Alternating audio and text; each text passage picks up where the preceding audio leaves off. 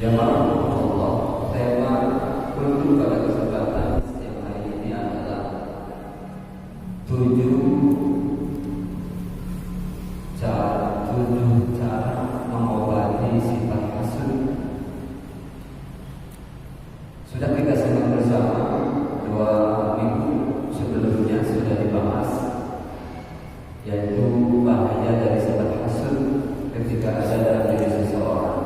Di antaranya, orang tersebut akan menjadi pribadi yang suka meremehkan terhadap nikmat yang telah Allah berikan. Yang kedua, yakni tidak ridho terhadap takdir Allah.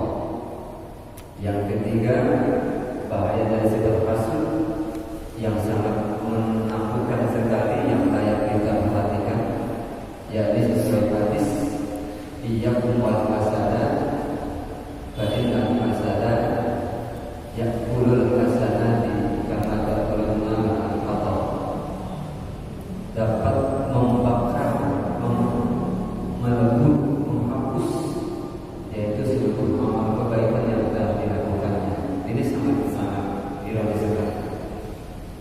Oleh karena itu, ada 7 cara untuk mengobati sifat hasud. Tapi sebelumnya saya mengutip dalam kitab At-Tibyaan fi Adabi Hamlatil Quran karya Imam An-Nawawi halaman 70. Ini salah satu cara terapi untuk mengobati sifat hasud.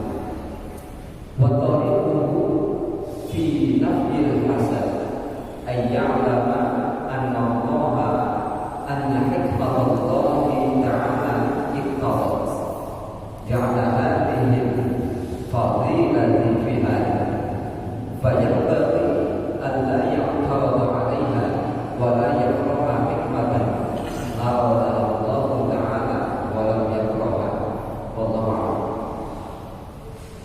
Menurut Imam An-Nawawi dalam kitab At-Tibyaan fi Adabi Hamlatil Quran, cara menghilangkan sifat hasud dalam diri seseorang yaitu dengan menyadari menyadari bahwa anna hikmah Allah Ta'ala, hikmah Allah Ta'ala yang menghendaki adanya karunia tersebut. Artinya ketika ada seseorang mendapatkan kenikmatan, itu memang sudah dikehendaki oleh Allah orang tersebut mendapatkan hikmah dari Allah. Maka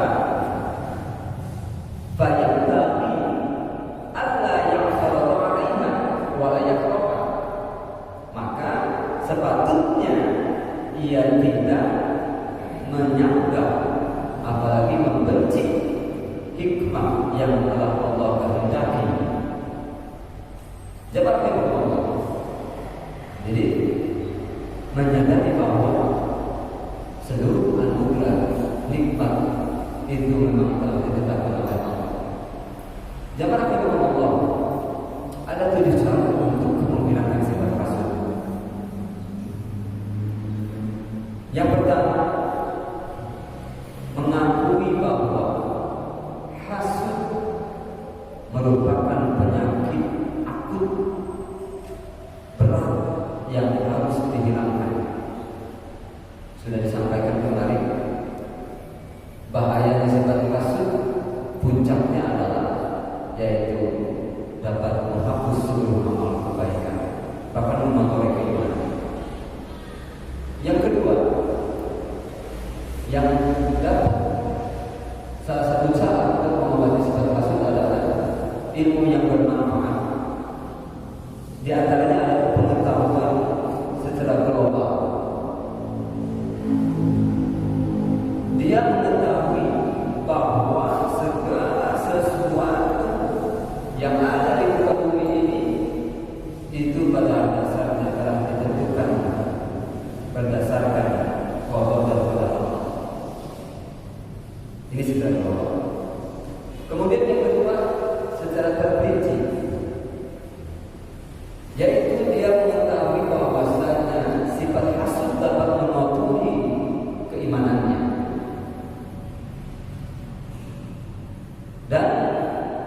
dia harus mampu menanamkan kepada dirinya bahwa sifat hasud itu akan membawa kepada dampak keburukan dan kejelekan. Jawab Allah ini dikutip dari Fatwa Syekh Jibril juz 11 halaman 69 Maktab Syafi'iyah. Jadi uraian ini poin ke-1 dan kedua ini dari Fatwa Syekh Jibril juz 11 halaman 69. Kemudian yang ketiga, selalu melakukan amal perbuatan yang bermanfaat. Jadi tidak ada waktu untuk hasud. Tidak ada waktu untuk hasud.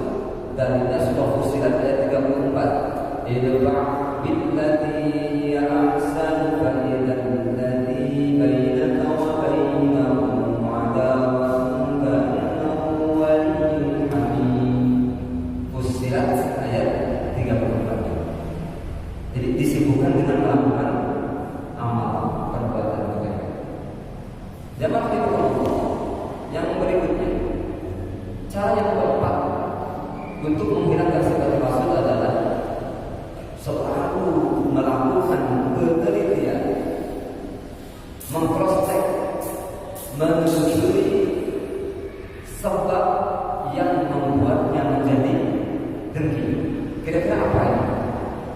Kenapa saya bisa hasud? Apa sih penyebabnya? Maka itu diteliti. Mungkin sombong, mungkin karena haus kedudukan dan jabatan, tidak mau bersaing dalam jabatan, atau ada sifat tamak dalam dirinya. Maka ketika itu sudah diketahui, maka cepat diobati. Sombong diobati dengan tawadhu, rendah hati. Haus kedudukan dan jabatan diobati dengan sifat zuhud. Tamak obati dengan sifat qanaah dan kerendahan. Seandainya itu yang menyebabkan orang tersebut hasud. Jemaah Allah, itu yang kelima. Yang kelima, sebagaimana dalam fatwa Syekh Syabakah Al-Islamiyah juz 7 halaman 278 dalam Maktab Syafi'iyah. Dalam fatwa ini mengutip salah satu ayat dalam surah An-Nisa ayat 32. Wala tatamannaw ma faddalallahu bihi ba'dakum 'ala ba'd. Lirrijali nasibun mimma kasabu wa lin-nisa'i nasibun mimma kasabu. Was'alullaha min fadlihi innallaha kana bikulli syai'in 'alima. Dalam tafsir Al-Baghawi juz 2 halaman 203. Ayat ini memang tepat sekali menjadi salah satu dalil tentang dilarangnya memiliki sifat hasud dalam kehidupan. Dan tafsir Al-Baghawi was'alullaha min fadlihi ay la tatamannaw nasiba ghairikum wa la tahasadu. Mintalah kepada Allah kaitannya dengan anugerah. Jangan berharap, jangan mengharap-harap terhadap kenikmatan yang telah diberikan kepada orang lain. Wala tatamannaw, wala tahasadu, kata Syekh Al-Baghawi. Jangan Allah. Nah, maka konsepnya adalah hilangkan keinginan perasaan ketika melihat orang lain mendapatkan kenikmatan. Hilangkan itu. Artinya cuek. Wala tatamannaw. Enjoy saja. Nikmati, syukuri apa yang telah Allah berikan. Jangan gelisah. Jangan ada berharap kapan saya seperti dia. Nah ini wala tatamannaw. Kemudian yang keenam yaitu bersandar kepada Allah Subhanahu wa taala dalam arti selalu berdoa untuk selalu dijaga hati kita dari sifat hasud. Rabbana ighfir lana wa li ikhwanina alladziina sabaquna bil iman wa la taj'al fi qulubina ghilla lilladzina amanu rabbana innaka ra'ufur rahim.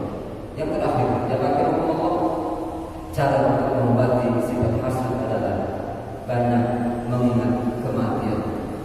Dikutip dari kitab Hilyatul Awliya juz 1 halaman 220, man akfara dzikral mauti qalla farhuhu wa qalla hasaduhu. Ini menarik sekali. Man akfara dzikral maut, barang siapa yang memperbanyak mengingat kematian, qalla, maka akan menjadi sedikit. Farhuhu,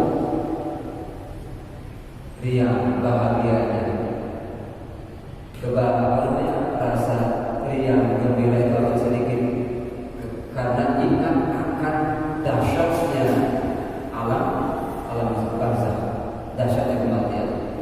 Jadi sedikit dia merasakan kebahagiaan, dalam arti tidak terlena dalam kebahagiaan yang beragam.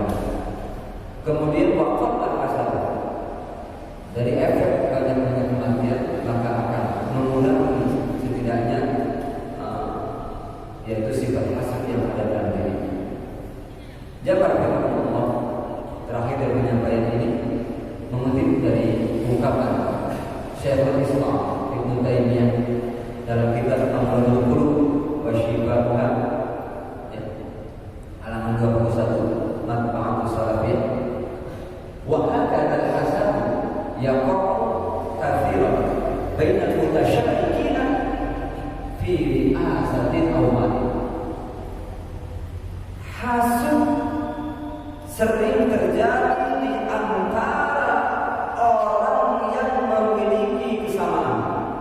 Jadi hasud itu sering terjadi di antara orang yang memiliki kesamaan, al-mutasyabbihin.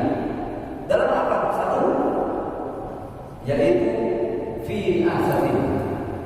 Di asa ini adalah kedudukan, jabatan. Saya nggak mau jabatan saya dikalahkan oleh senior. Kemudian awalin, kekayaan, harta. Nah itu yang menjadikan sebab seringnya muncul terjadi sifat hasud di antara sesama orang